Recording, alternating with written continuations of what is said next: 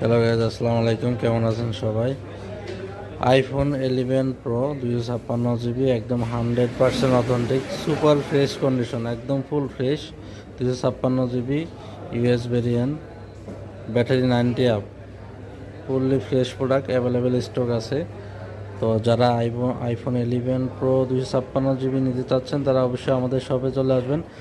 আমাদের শপের অ্যাড্রেস হচ্ছে Dhaka Jamuna future park, level 4, shop number হচ্ছে 007C, ব্লক সি।